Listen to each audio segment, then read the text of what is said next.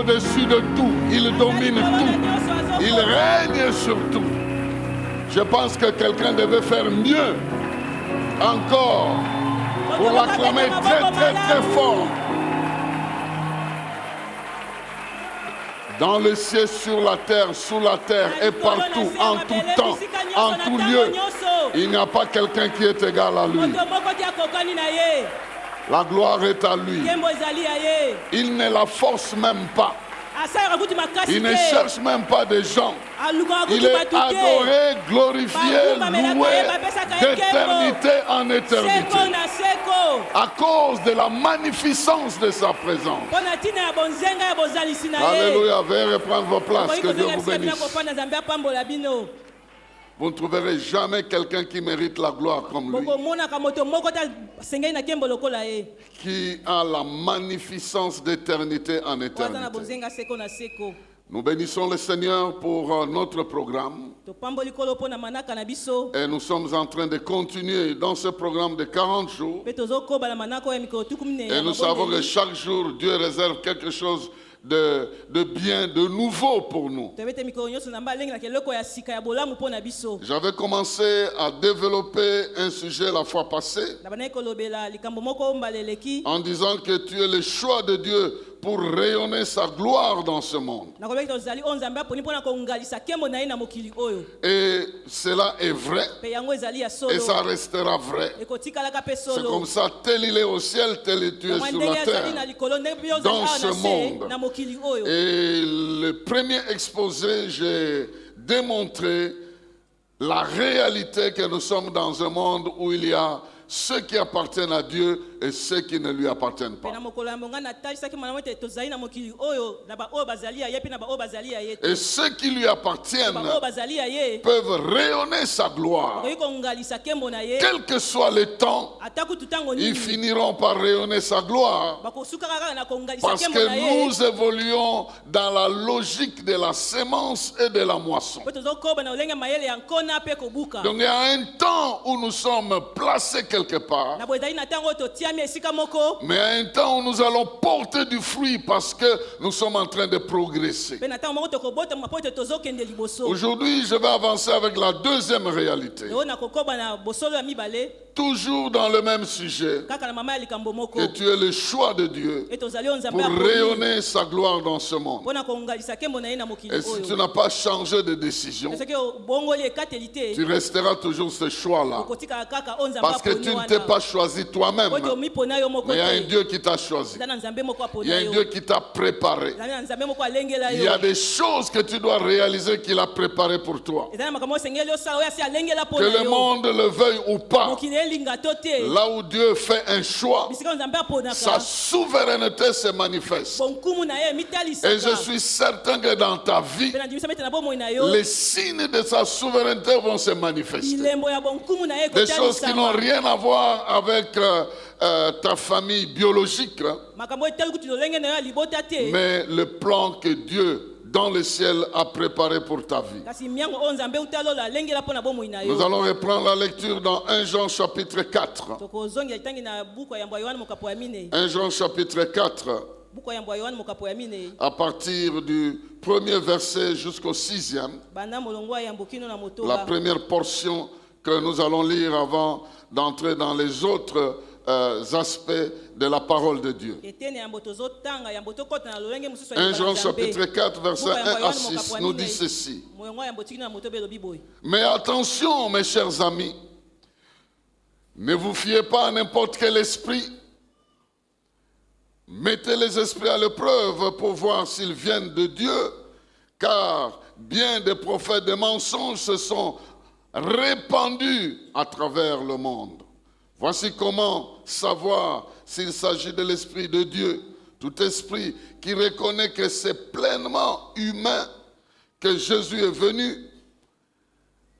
vient de Dieu. Tout esprit au contraire qui ne reconnaît pas ce Jésus-là ne vient pas de Dieu. C'est là l'esprit de l'Antichrist dont vous avez entendu annoncer la venue. Eh bien, à présent, cet esprit est dans le monde. Vous, mes enfants, vous êtes de Dieu et vous avez la victoire sur ces prophètes de mensonges. Celui qui est en vous est plus grand que celui qui inspire ce monde. Eux, ils font partie du monde. C'est pourquoi ils tiennent le langage du monde et le monde les écoute. Nous sommes de Dieu. Celui qui connaît Dieu nous écoute. Celui qui n'est pas de Dieu ne nous écoute pas. De cette manière, nous pouvons distinguer l'esprit de la vérité et l'esprit de l'erreur. Quelqu'un peut dire très bien Amen. Amen. Ton Amen peut être un Amen de 40 jours.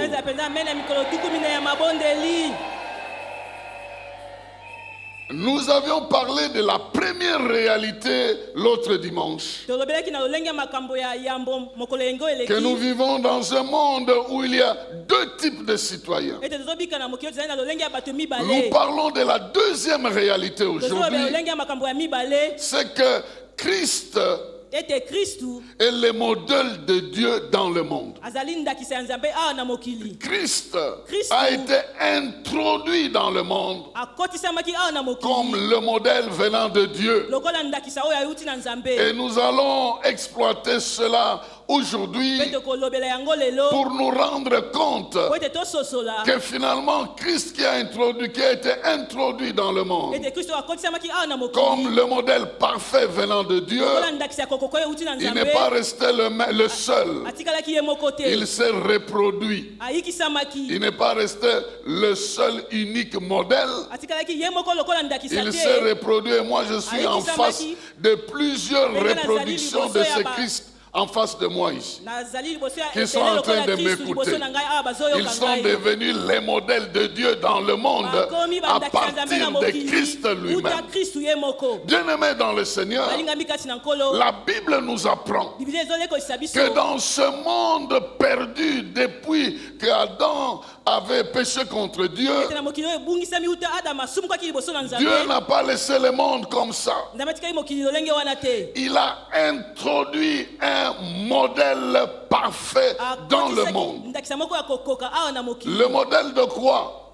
Le modèle d'un homme parfait. Il a introduit le modèle d'un homme parfait.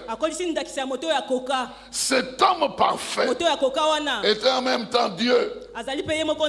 Mais il était exactement 100% un homme parfait. Donc cette réalité-là nous amène à exploiter trois vérités fondamentales. La première vérité fondamentale, c'est que Dieu a introduit Christ dans le monde comme 100% homme. Et que Jésus est venu dans le monde vivre 100% la vie d'un être humain. C'est ce que la Bible dit, que la parole est devenue chair. La parole est devenue chair, est devenue un être humain. Dieu est devenu un homme. L'expression qui est souvent utilisée, que les gens n'aiment pas souvent parce que se contredit à gauche et à droite, il s'agit de l'incarnation de la prise de contrôle de l'être humain par la divinité. Donc Dieu est devenu homme. Et ceci est important. Et ceci est fondamental. Pourquoi? Parce que si tu ne crois pas que Jésus était 100% homme, tu ne vas pas l'imiter. Tu ne vas pas croire que tu peux faire comme lui. Parce que tu auras des excuses. Tu diras, lui, il a fait ça parce qu'il était Dieu. Moi, je ne suis pas dans cette dimension. Mais si tu acceptes que Christ était 100% homme, alors ce qu'il a fait, tu peux aussi le faire. Alors ce qu'il a, de la manière dont il a vécu, tu peux aussi vivre ça. Nous avons souvent des excuses, on se donne des distances en disant, mais vous savez, lui, il était le fils de Dieu, il pouvait passer par là. Non, il était effectivement fils de Dieu, mais il était effectivement homme aussi. Et c'est ici que la Bible met un accent. Nous venons de lire ça. Il est écrit que ceux qui n'acceptent pas que Christ est devenu homme, alors ce n'est pas ça l'esprit de Dieu, c'est l'esprit de l'Antichrist. C'est écrit ici. Nous retournons dans la lecture de 1 Jean chapitre 4. Il est écrit au verset 2. Voici comment savoir s'il s'agit de l'esprit de Dieu. Tout esprit qui reconnaît que c'est pleinement humain que Jésus est venu vient de Dieu. Donc tout esprit qui reconnaît que Jésus était aussi 100% homme, cet esprit est venu de Dieu. Tout esprit qui ne croit pas ça ne vient pas de Dieu. Pourquoi? Parce que si nous ne croyons pas que Jésus est venu dans le monde physiquement vivre comme un simple homme, alors nous n'avons pas un exemple d'un homme sur la terre que nous pouvons suivre. Alors nous n'avons pas un sauveur qui est venu s'identifier avec nous. Donc c'est très important, bien-aimés dans le Seigneur, de comprendre que Dieu a introduit dans le monde le modèle d'un homme parfait. Il était le modèle parfait. Parfait dans l'amour, parfait dans la justice, parfait dans les actes de Dieu, parfait dans tout ce qu'il devait faire. Il a représenté réellement la vraie race humaine telle que Dieu l'aurait voulu. Et tout ce qui est vrai tourne autour de lui. Il est même écrit pour croire qu'un esprit dans le monde est un esprit vrai. Cet esprit doit accepter Christ comme étant le Messie, comme étant le Sauveur, comme étant venu dans le monde pour sauver le monde. Donc Dieu a introduit dans le monde un modèle parfait de délivrance, de guérison, de restauration, de pardon. Et ce modèle, c'est Jésus-Christ. Il n'y en a pas deux, il n'y en a pas trois. Aucun nom n'a été donné aux hommes. Aucun nom n'est qualifié. Aucun nom n'est identifié. Sinon Jésus, c'est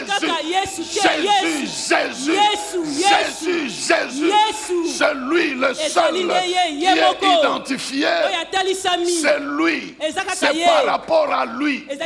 L'histoire avant et après Jésus. Le monde est identifié par rapport à sa venue. Le monde ne vit pas simplement par rapport à tout ce que l'ennemi est en train de faire. Le monde aussi vit à cause de Jésus, de son programme, de son corps, de son église et de la présence du Saint-Esprit dans le monde. Vous savez, même la Bible reconnaît que le monde il est soumis sous l'autorité de Satan. Mais cette autorité est limitée. Parce que Dieu aussi est dans ce monde en train de régner. Parce que les gens nous disent oh non, ce monde appartient à Satan. Ça ne lui appartient pas. Le monde appartient à Dieu. Satan veut nous faire croire que ça lui appartient.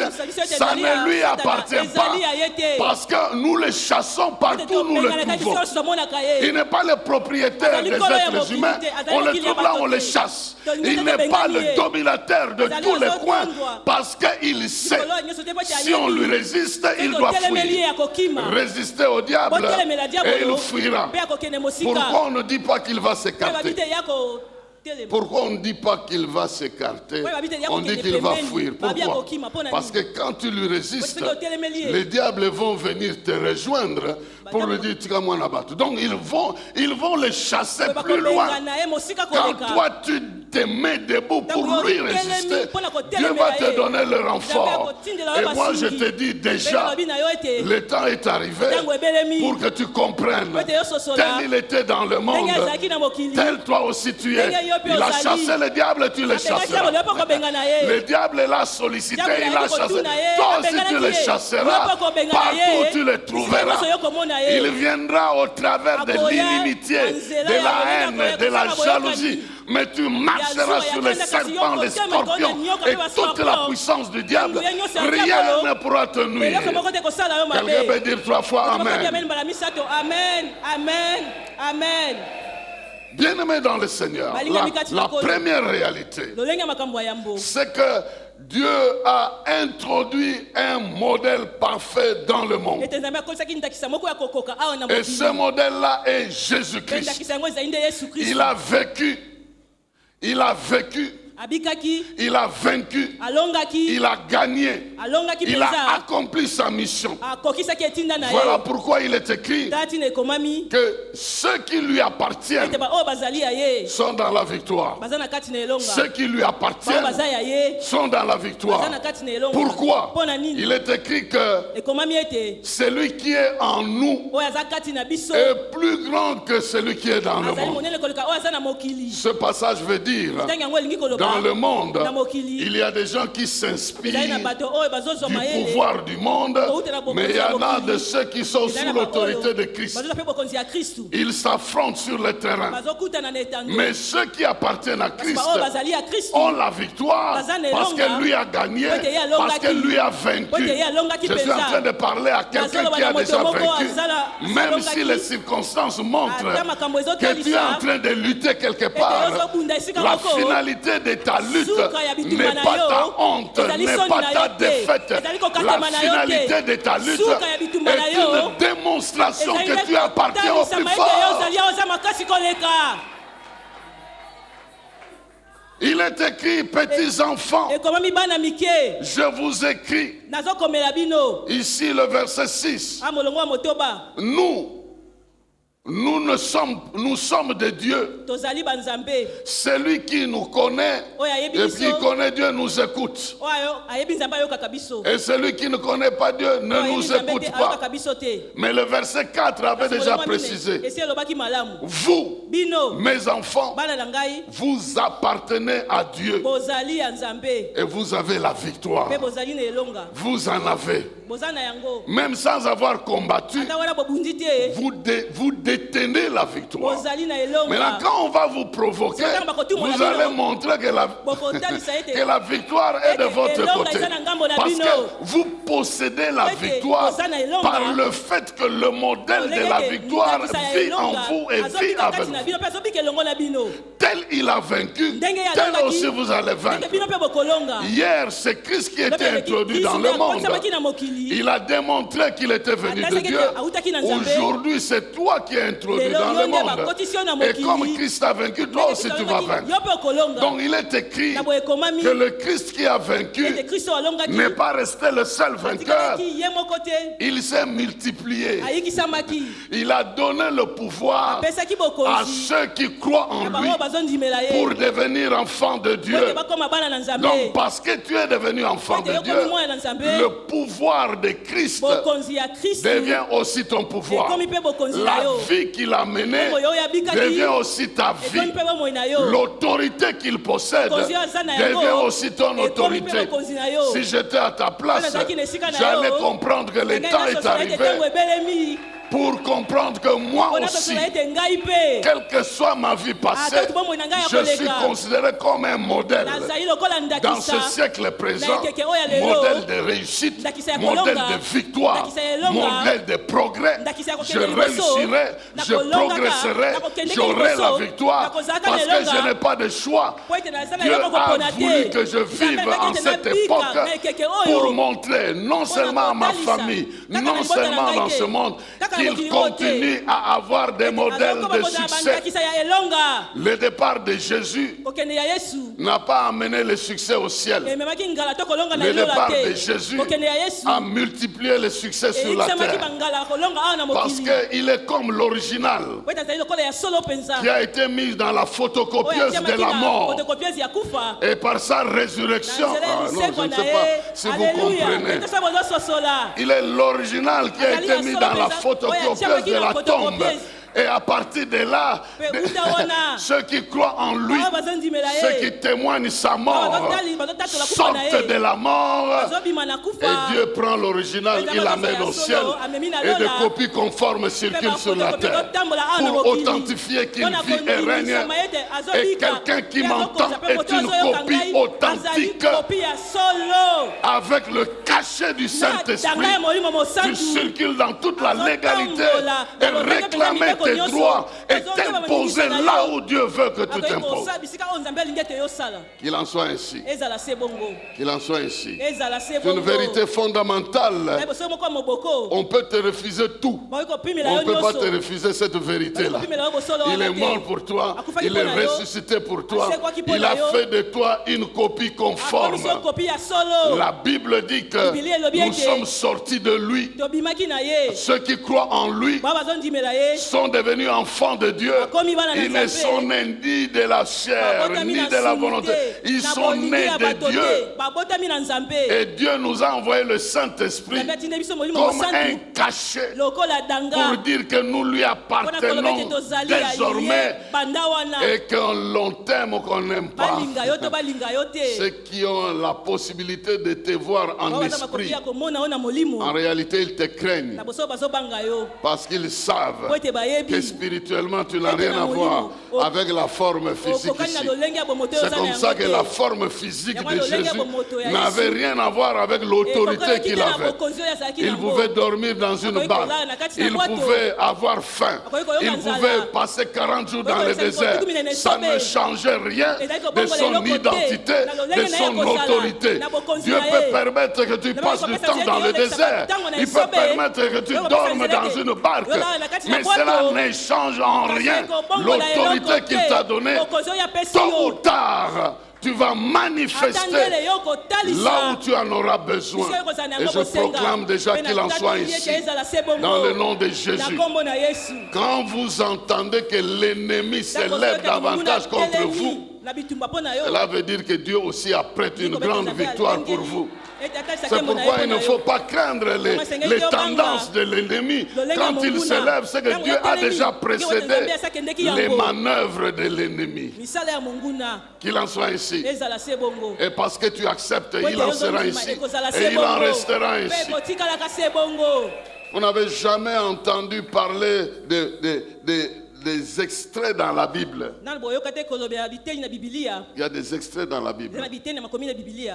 Puis vint les Philistins. Puis vint les Philistins. Puis vint les Philistins. Ils vont attaquer Israël, ils vont faire tout ça. Dieu va les vaincre, ils vont fuir. Puis vint les Philistins. Oui, ils peuvent arriver autant de fois, mais ils seront toujours vaincus, ils seront toujours repoussés, parce que le malheur atteint souvent le juste, mais l'Éternel l'en délivre toujours. C'est lui qui est venu comme modèle. Comme je le dis souvent, il a suivi la règle de la représentation. Et il t'a représenté valablement. Vous savez, c'est une parenthèse. J'ai déjà parlé de ça. Dans la règle des représentants, ce n'est pas tout le monde qui se bat. Ce sont les représentants qui se battent. Mais la victoire appartient à tout le monde. Maintenant, la Coupe du Monde, ce n'est pas tous ces pays qui sont partis. Il y a des représentants. Quand quand votre représentant gagne, vous avez gagné. Imaginez-vous, les représentants du Congo gagnent contre les représentants américains. Maintenant, un Américain, un Congolais se retrouve quelque part. Nous vous avons battu. Hein? La personne qui parle là n'a pas été sur le terrain. La personne qui parle là n'est même pas capable de jouer.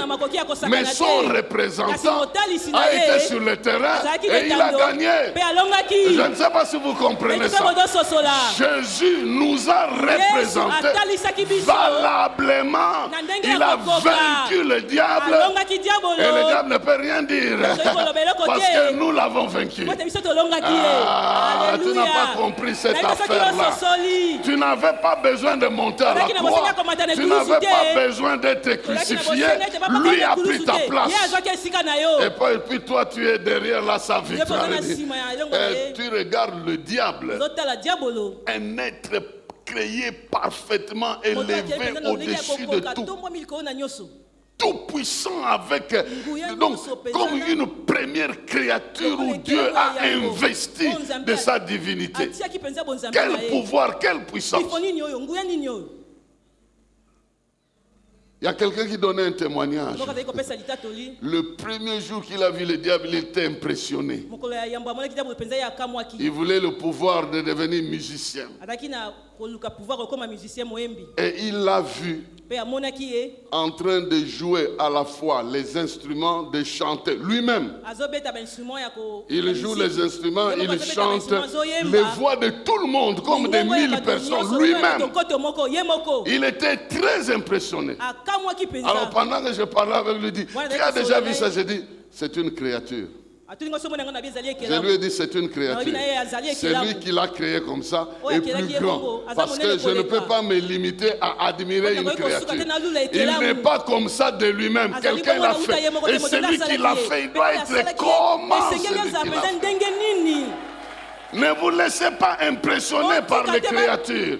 Laissez que le Créateur vous impressionne au travers des créatures. Donc Christ a pris notre place. C'était exactement comme le combat de David et de Goliath.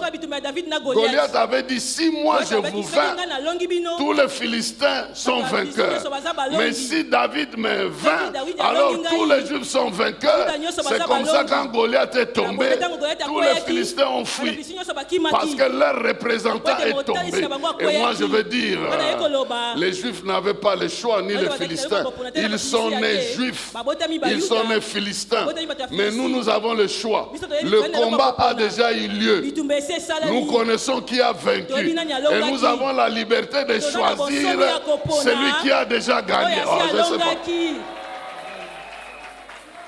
Vous savez, même dans la vie courante ici, il y a des gens qui aiment le sport qui sont très instables comme supporters. Dès que telle équipe gagne, il devient un supporter de cette équipe-là. Dès que ça perd, il entre. Il n'a jamais eu une équipe qu'il est en train de supporter dans sa vie. Il va toujours là où la victoire va. Mais nous sommes arrivés, le combat a déjà eu lieu, celui qui a gagné est connu. Comment on peut vous prendre en choisissant volontairement d'être derrière celui qui a été vaincu? Non, ça ne va pas. Ça ne va pas. Je parle à quelqu'un qui a choisi Jésus. Si tu as choisi Jésus, tu as fait le meilleur choix. Tu es derrière celui qui a vaincu. Tu es derrière celui qui a gagné. Et tu gagneras toujours. Celui qui est en toi est plus grand que celui qui est dans le monde. Ça, c'est la première vérité. Il est venu comme un être humain.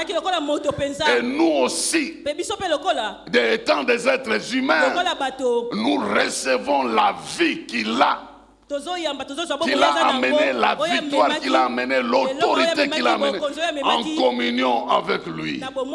Et parce que nous sommes en communion avec lui.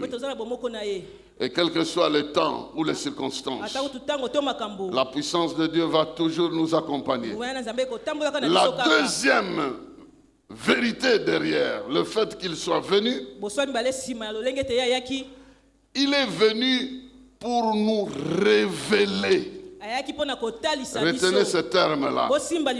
Pour nous révéler le Père. Ce n'est pas une expression vaine. Il est venu pour nous révéler ce Dieu-là qui est notre Père. Et nous allons lire deux textes. Le premier est dans Jean chapitre 1 verset 18. Jean chapitre 1 verset 18.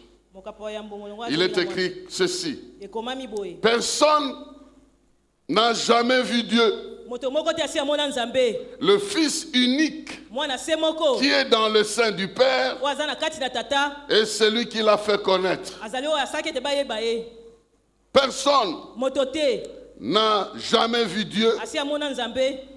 Le Fils unique qui est dans le sein du Père, c'est lui qui l'a fait connaître. 1 Jean chapitre 4. 1 Jean chapitre 4, versets 12 à 14.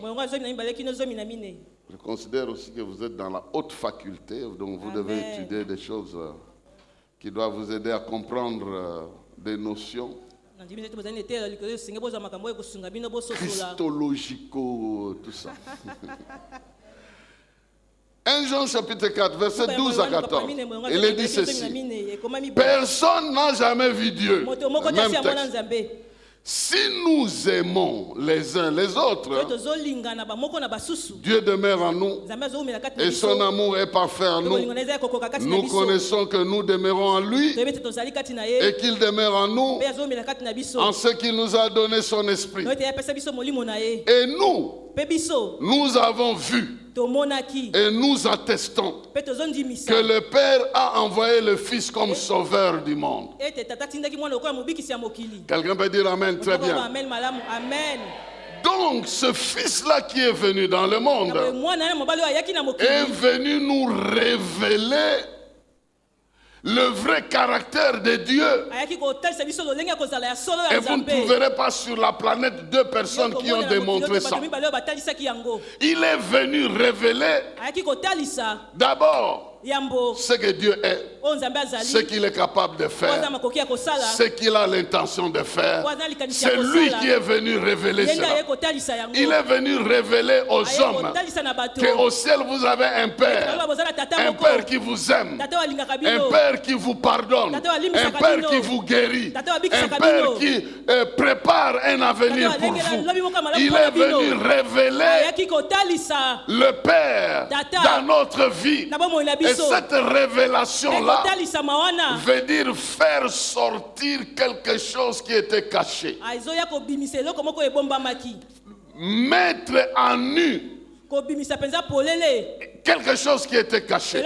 C'est pourquoi le verset dit personne n'a jamais vu Dieu. Donc en d'autres termes, il est caché. Ce Dieu-là en qui on croit vaguement comme ça, on ne le connaît pas très bien. On ne l'a pas encore vu. Mais il y a quelqu'un qui est venu pour nous montrer comment Dieu aime, comment Dieu agit, comment Dieu pardonne, comment Dieu domine, comment Dieu fait tout ce qu'il fait. C'est Jésus-Christ. Il n'y en a pas deux. Il n'y en a pas deux qui ont démontré comme ça comment Dieu domine la mort, comment Dieu domine les démons, comment Dieu domine les eaux, comment Dieu domine les tempêtes, comment Dieu domine le corps humain, comment il peut ressusciter les morts, lui-même peut ressusciter, marcher sur les eaux, bloquer le vent, guérir les malades, démontrer qu'il y a un Dieu dans le ciel qui nous aime. Bien-aimés dans le Seigneur, ici, il y a quelque chose de fondamental qu'il faut savoir. Donc, il est venu révéler le vrai Dieu. Comment ce vrai Dieu fonctionne.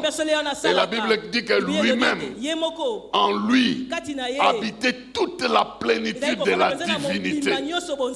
Et c'est ici que j'aimerais dire, si tu veux croire, tu crois. Si tu ne veux pas croire, j'ai pitié de toi. Mais en lui habitait la plénitude de la divinité.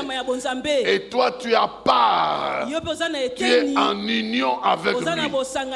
Même si tu ne portes pas la plénitude de la divinité, mais la capacité divine se fera voir dans ta vie chaque fois que tu en auras besoin, parce que tu es lié à Jésus-Christ. Je ne sais pas si tu es en train de me comprendre.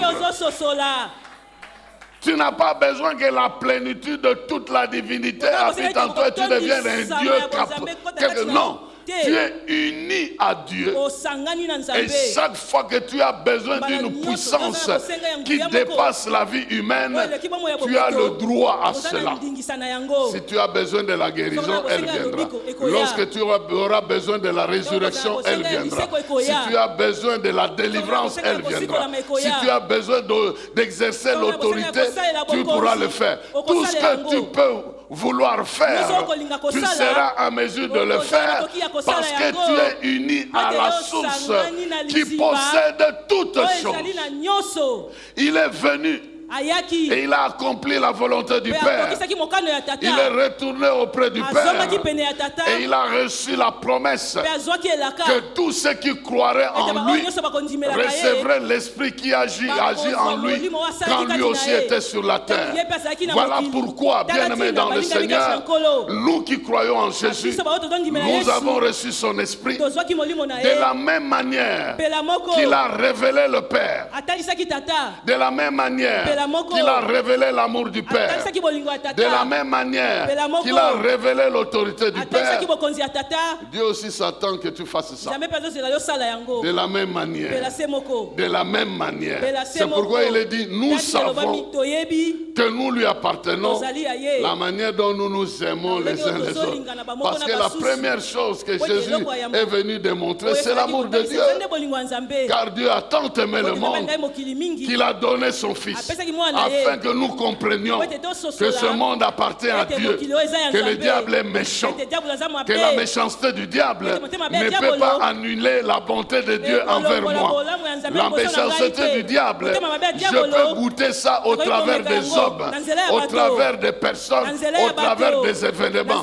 Mais je peux aussi goûter l'amour de Dieu, la bonté de Dieu au travers des hommes, au travers des événements. De la même manière que le diable influence dans la méchanceté les hommes qui lui appartiennent, de la même manière, l'Esprit de Dieu influence ceux qui lui appartiennent dans l'amour et dans l'autorité. Donc parce que Jésus révèle le Père, nous sommes censés dans ce monde, révéler au monde que nous appartenons au Père. Je viens bénir quelqu'un, que les gens sachent que tu es vraiment enfant de Dieu.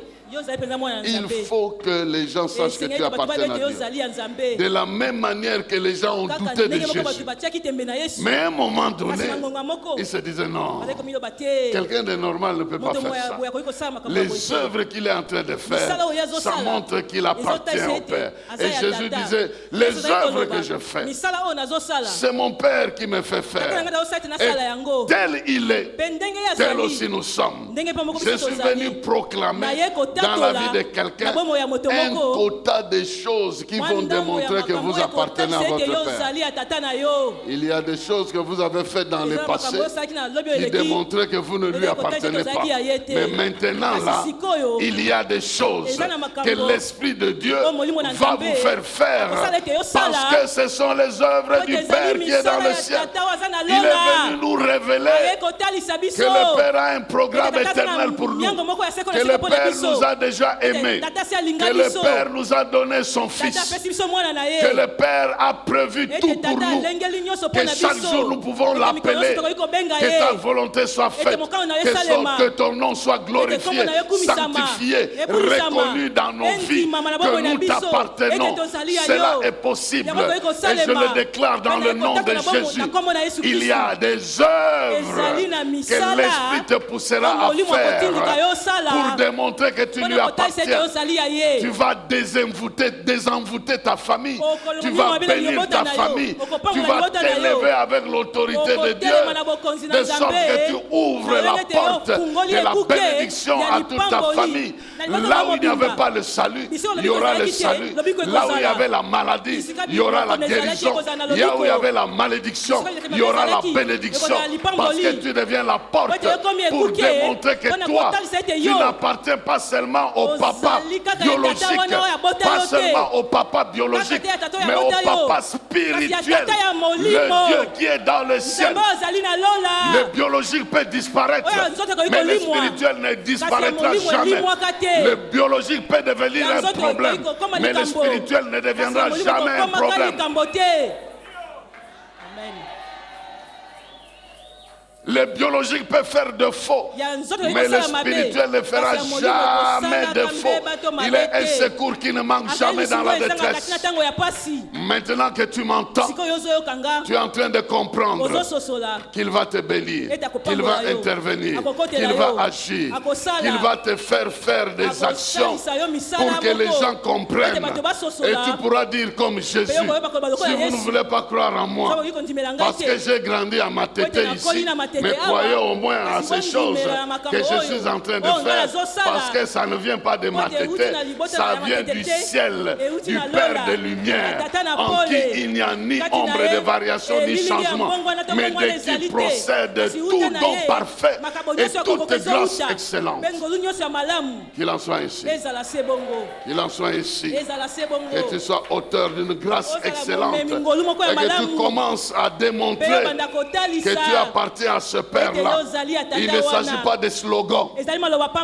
Il s'agit de la réalisation dans ta vie de la présence et de l'autorité de ton Père.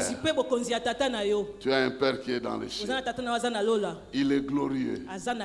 Il a vaincu. Il t'aime.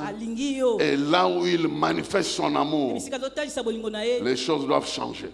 Et tout ce que tu as à faire, c'est de lui faire confiance. De faire confiance à ses méthodes. Je me rappelle toujours de l'exemple du peuple d'Israël dans le désert. Je vous ai toujours parlé de ça. Lorsqu'ils ont péché et que les serpents les mordaient, par pitié, Dieu a fait fabriquer un serpent d'airain.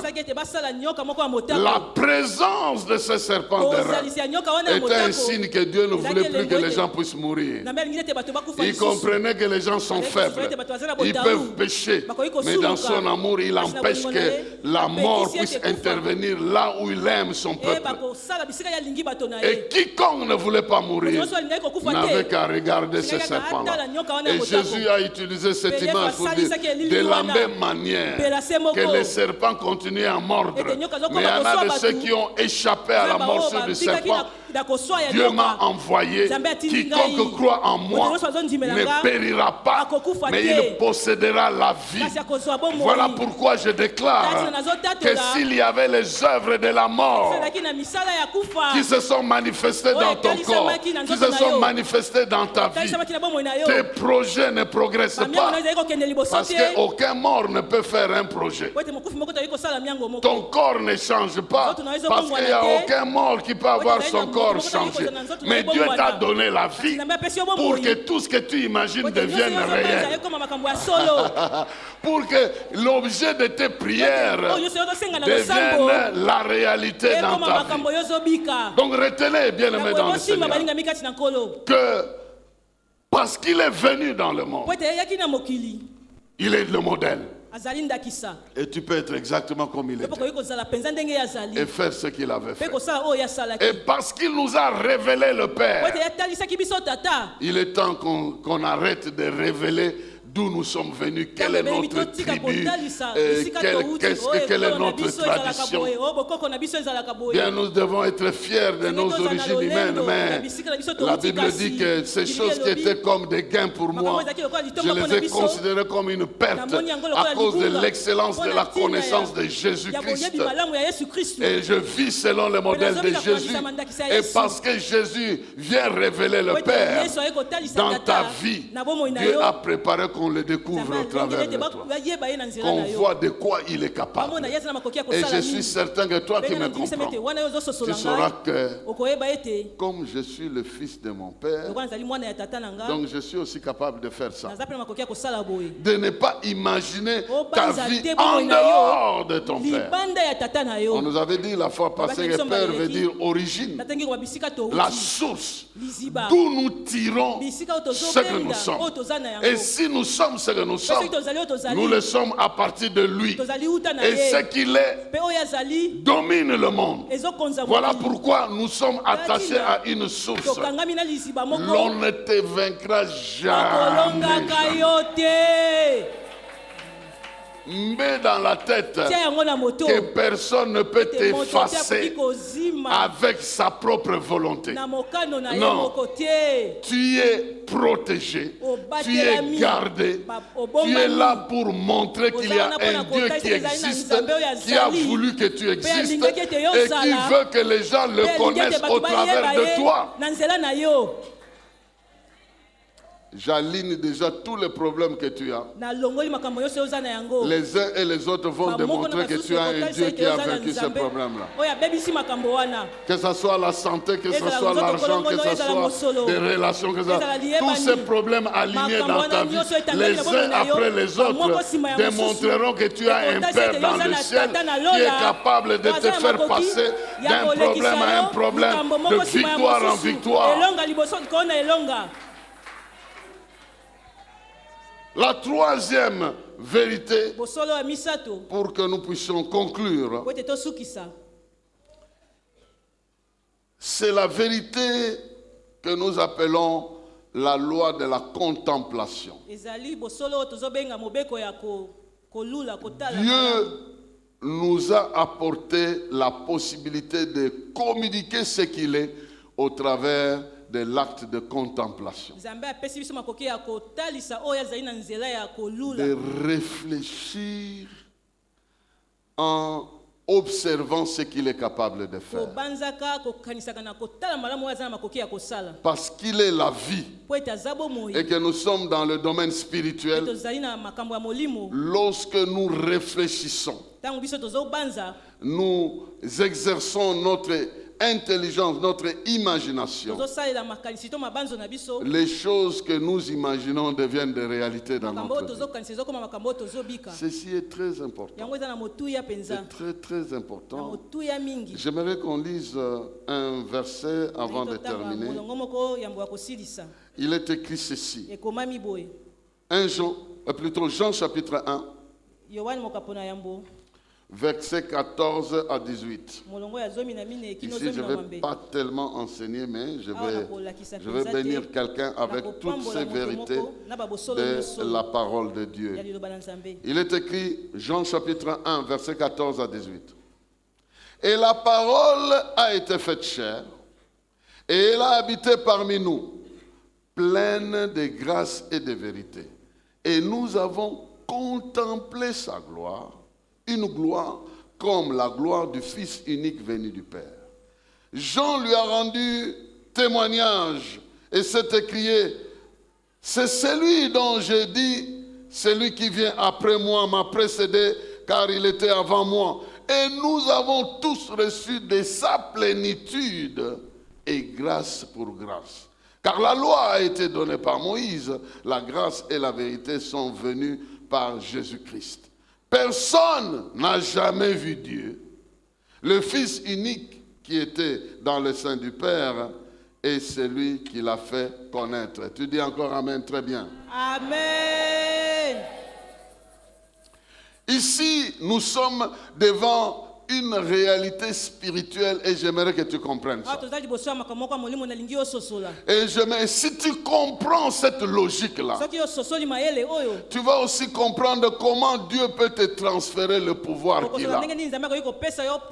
Parce que la notion de la contemplation est mal utilisée dans le monde. Est mal utilisée dans le monde. Parce que là, on contemple ce qui ne donne pas la vie. Et on essaie de s'affectionner à ce qui ne peut pas donner la vie. La contemplation est un acte qui vous pousse non seulement à fixer vos regards, votre intelligence, vos pensées sur quelque chose, mais à admirer avec l'intention de posséder cette chose.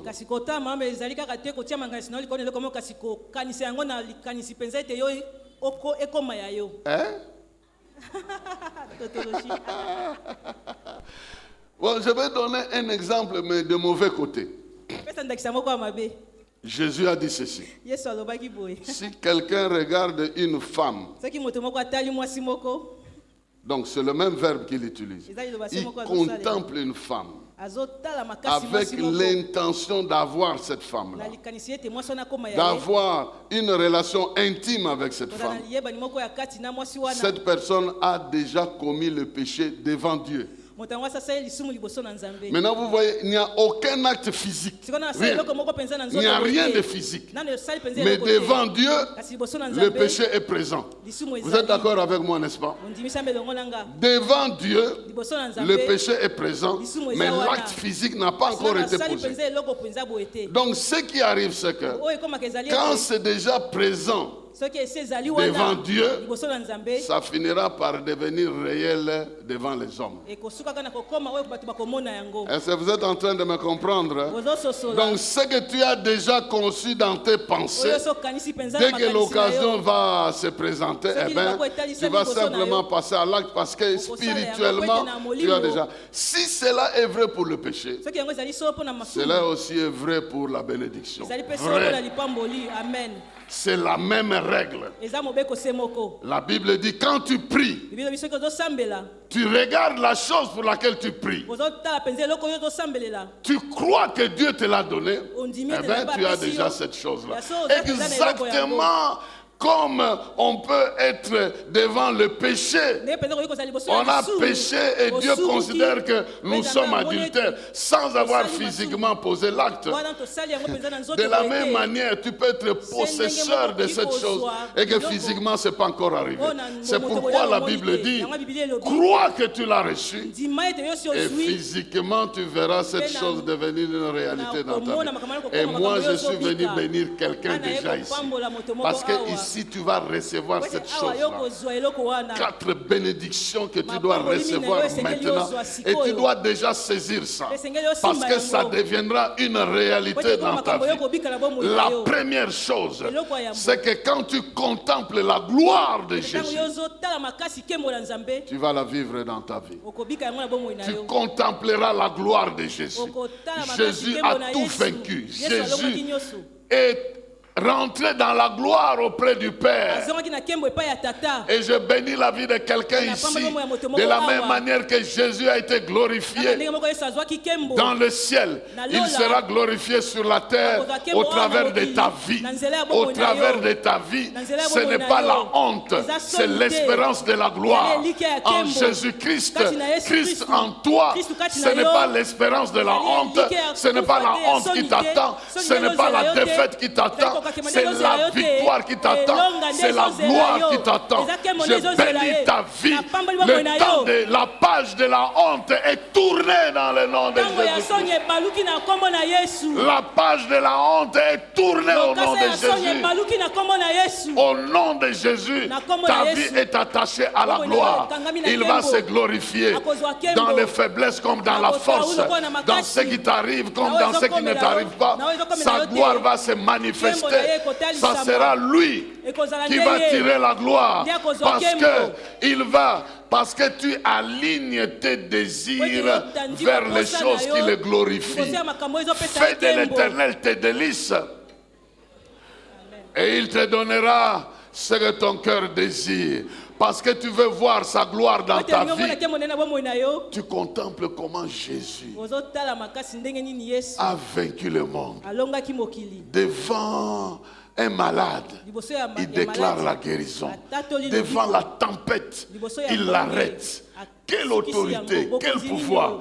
Pendant que tu contemples ça, toi-même tu vas voir les mêmes choses. La tempête de la sorcellerie va s'élever. Au mois de décembre ici, tu la regardes, tu la fais taire. Au nom de... Ce que tu admires, ce que tu contemples en lui devient la réalité de ta vie. Et tu vas vivre ça. Et je viens proclamer qu'il y a un quota de gloire. De gloire. Là où il y avait la honte, là où il y avait tu te gênais même. Mais quelque part là, Dieu va tellement se glorifier parce que tu as besoin de te concentrer sur ce Jésus qui est glorifié, qui a reçu un nom au-delà de tous les noms. Le nom de Jésus devant lequel tout genou fléchit et toute langue confesse qu'il est le Seigneur à la gloire de Dieu notre Père. Et dans ta vie, il y a des choses qui vont fléchir. Il y a des genoux qui vont fléchir. Parce que Jésus est dans ta vie, il va se glorifier devant les choses qui te faisaient agenouiller. Maintenant, ces choses vont s'agenouiller devant Jésus, devant la gloire de Jésus. Je dis bien la gloire de Dieu dans ta vie. Où est-ce que vous voulez que cette gloire se manifeste? Dans le ciel, c'est déjà là, nous ne voyons pas. Il faut qu'on voit sa gloire sur la terre au travers de ta vie. Et comment on saura que c'est la gloire? Quand ta vie est confrontée aux problèmes désastreux, mais que tu t'en sortes très très bien.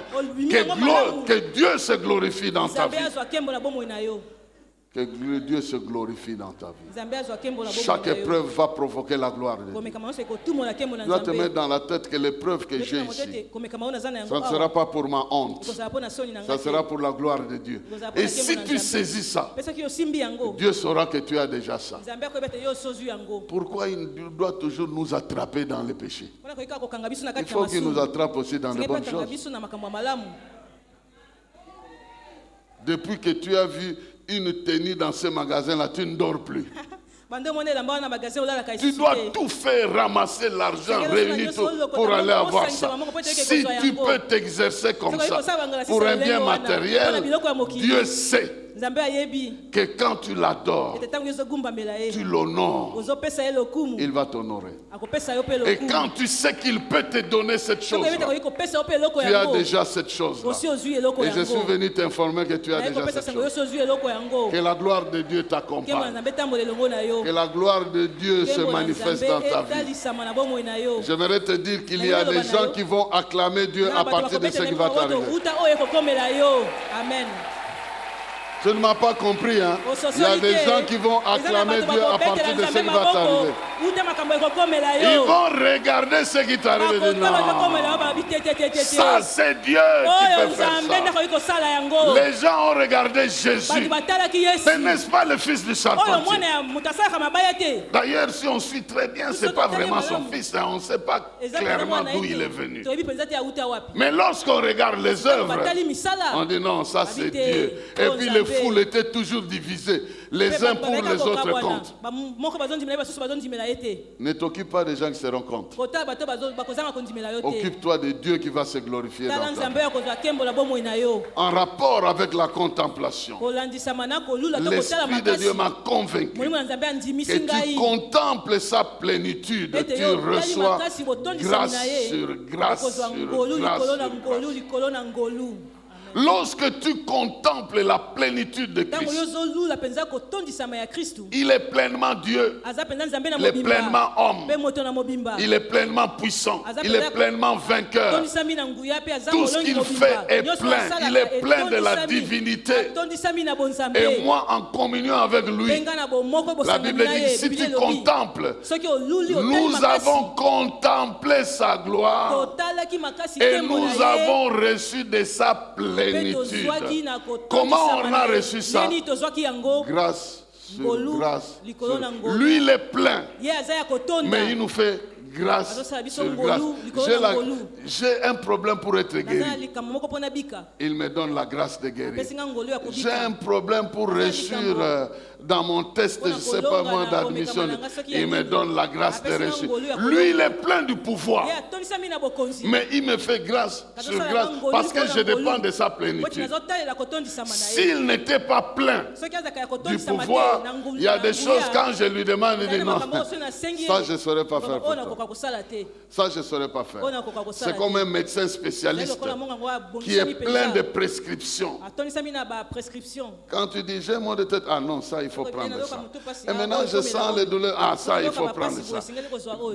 Dans le niveau de sa qualification, il est plein de prescriptions.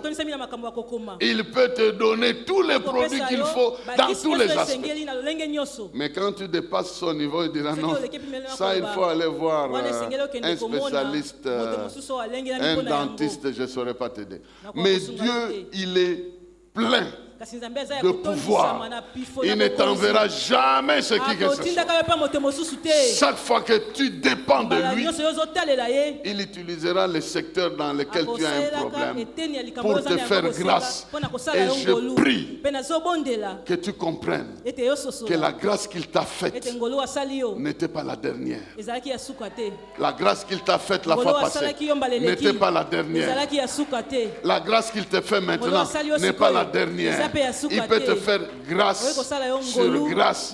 Tu vas réussir dans tous les domaines, rien que grâce sur grâce. Est-ce que tu es spécialiste? Non. Est-ce que tu as toute l'intelligence? Non. Mais comment tu réussis dans le foyer, tu réussis dans le travail, tu réussis dans le ministère, tu réussis dans tel secteur? Parce qu'il t'accompagne grâce pour grâce pour grâce. Si tu étais là, tu comprends que tu es là pour obtenir grâce. Quand il te demandera de faire quelque chose, tu auras la grâce de l'accomplir. Et je proclame dans ta vie les variétés de ces grâces-là qui vont t'accompagner dans ton travail, grâce, dans ton mariage, grâce, dans tes affaires, grâce, dans ton ministère, grâce, dans tes relations, grâce, dans tes combats, grâce, dans tes visions, grâce, dans tes projets, grâce, la grâce de réussir, la grâce d'évoluer, la grâce de réussir. Parce qu'il est écrit, tout ce qu'il fait. Je pensais que tu allais compléter. Tout ce qu'il fait. Ah non, je n'ai pas entendu. Tout ce qu'il fait, lui réussit. Tout. Mais il n'est pas spécialiste en tout. Non. Il a peut-être une qualité, mais il réussit en tout. Quand vous regardez la description des disciples, il est écrit que les disciples étaient des illettrés. Donc ils ne savaient ni lire ni écrire, ils ne savaient pas. Mais la Bible est écrite par eux. Une partie de la Bible. Ils ne savaient ni lire ni écrire. Mais nous lisons leurs écrits rien que parce que quelqu'un les a capacités. Est-ce que tu comprends un peu? Même eux-mêmes, les écrits de Paul, ils n'arrivaient pas. Mais dans l'Ancien temps, les Sanhédrins étaient étonnés. Vous les entendez? Mais c'est des illettrés. Donc les discours que Pierre a tenu devant les Sanhédrins là-bas. C'est le genre de discours qui montre que même le français, là, même la langue là, il ne sait pas bien parler. Mais il y avait quelqu'un qui était guéri là-bas. Je n'ai ni or ni argent, mais ce que j'ai, je te donne. Et moi, je crois que tu as quelque chose à donner. Tu as quelque chose à donner. L'épreuve par laquelle tu es passé ne t'a pas éliminé. Ce que tu as perdu ne t'a pas éliminé. Tu es toujours là. Tu es toujours vivant. Le temps qui est passé n'a pas tout emporté. Mais tu as encore la bénédiction de Dieu sur la liste de ta vie. Et je proclame que de sa plénitude tu auras. Aussi longtemps qu'il est ton berger, tu ne manqueras de rien. Il pourvoira. Et c'est toi qui dois comprendre. Il n'y a aucun problème que tu auras que Dieu ne saura pas résoudre. Tu vas bénéficier de sa plénitude. Je te promets que tu bénéficies de sa plénitude. Et la difficulté que tu as sera résolue parce que celui à qui tu as affaire est capable de résoudre ça.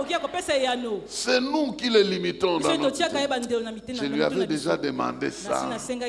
Mais si je demande encore, tu raisonnes à la place de Dieu. Demande. Et tu recevras. Cherche. Tu trouveras. Frappe. On t'ouvrira. Et quand on t'ouvre, reste là pendant un temps. Ne sois pas pressé de sortir. Reste encore là pour comprendre le mécanisme, comment on peut t'ouvrir la fois prochaine. Et la troisième bénédiction, la Bible dit que la grâce et la vérité sont venues avec Jésus-Christ. La loi était venue avec Moïse. En d'autres termes, si tu n'obéis pas, rien de bon ne t'arrivera. Mais la grâce nous fait avancer même là où nous étions faibles. La grâce et la vérité sont venues avec Jésus-Christ. Quand tu contemples la grâce et la vérité pour la vivre telle que le Père nous l'a donnée en Christ, tu vas vivre ça. Et dit, je vis grâce à ce Dieu. Grâce à ce Dieu-là.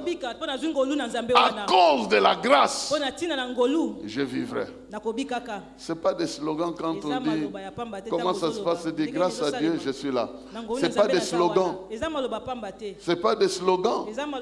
C'est la vérité. C'est la grâce de Dieu. Et par la grâce, nous vivrons. Et dans la grâce, nous vivrons. Pourquoi?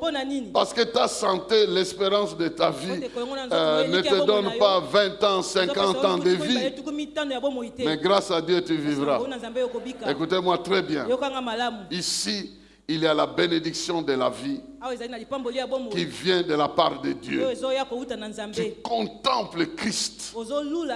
Comment la vie s'est manifestée au travers de lui. Comment l'autorité de la vie. Comment la domination s'exerçait. Comment il résolvait toutes sortes de problèmes. Et comment il n'était jamais dérangé par quoi que ce soit. Tu te dis, c'est ça ma vie, c'est celle-là. Ta vraie vie, c'est celle-là. Elle n'est pas celle que tu regardes à la télé. Dans un film, quelqu'un sort le matin, il s'habille, démarre la voiture, il va au travail, il revient et dit, ah, voilà la vie.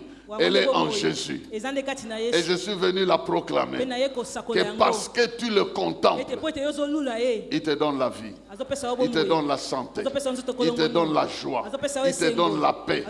Il pourvoit à tous les aspects de ta vie. Il connaît tes prières. Il a déjà arrangé les solutions à tes prières. Avant que tu ne pries, il a déjà exaucé.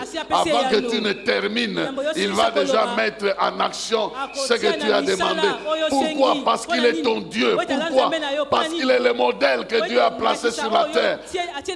Tel il a contemplé son Père. Il a donné sa vie. Il a sauvé le monde. Tel aussi, tu es dans ce monde ici. Les gens vont contempler Dieu au travers de ta vie. Les gens, je le dis bien, ils vont contempler Dieu au travers de toi. Est-ce que tu peux accepter de devenir ce soutien-là?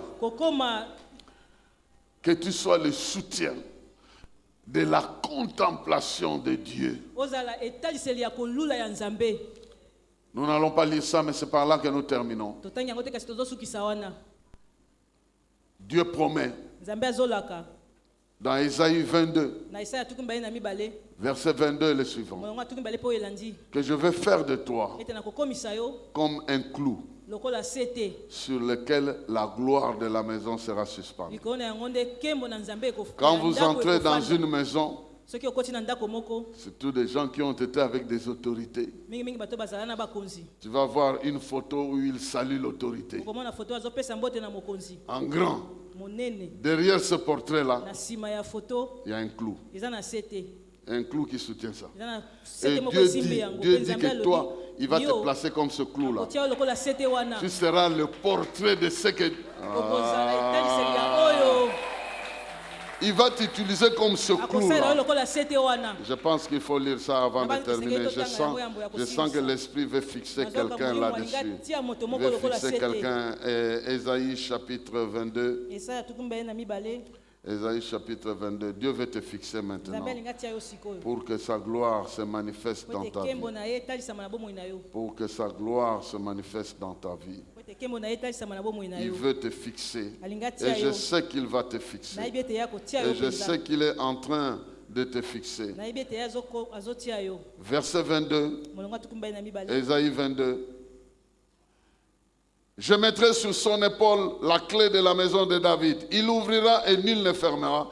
Il fermera et nul n'ouvrira. Je le fixerai comme un clou en un lieu sûr. Il sera comme un trône de gloire pour la maison de son Père.